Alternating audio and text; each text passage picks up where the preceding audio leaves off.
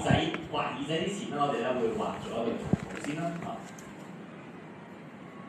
佢個旁邊個突出嚟嗰位嚟嘅，加隻。我哋畫耳仔嗰時咧，可以輕輕力去畫咗先。咁形狀咧就好似個茄子咁嘅，跟住咧先再將佢去加深先。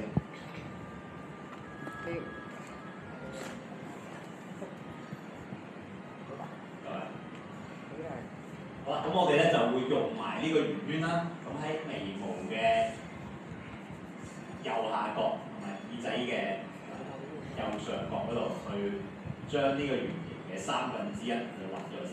仲剩得1/3咧，就個後尾枕嚟嘅。我哋咧會加一個半圓做個後尾枕。好啦，咁呢一度就係佢嗰個頭型嚟嘅，佢個頭型就會咧拉落去嘅。咁其實呢度咧拉落去，拉落去。有啲位咧個耳仔咧會遮住。咁呢度拉落去。咁咧就加翻條彎線喺度。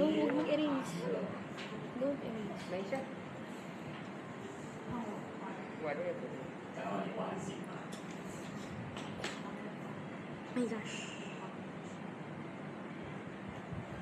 好啦，咁跟住咧喺兩隻眼睛即係眉毛嘅上面嗰度啦，我哋咧會畫一個7字形嘅彎線，係另外一隻耳仔啦。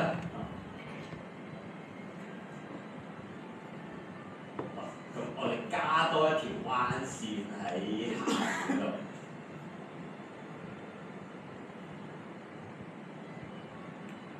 形狀咧就似一個打橫咗嘅一個 S 字，最後咧再加多一條，呢個係呢隻另外一隻耳仔向上咗嘅。好，咁咧就係咁簡單啦，就可以將 Pluto 啦畫出嚟啦。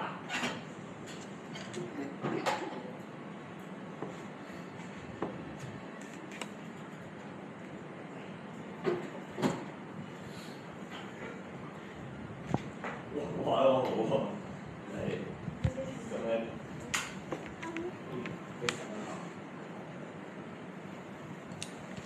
，very nice。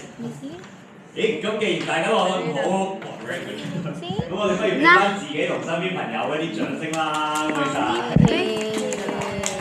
啦，咁我哋已經落堂啦，我哋可以將我哋嘅畫作帶翻屋企做。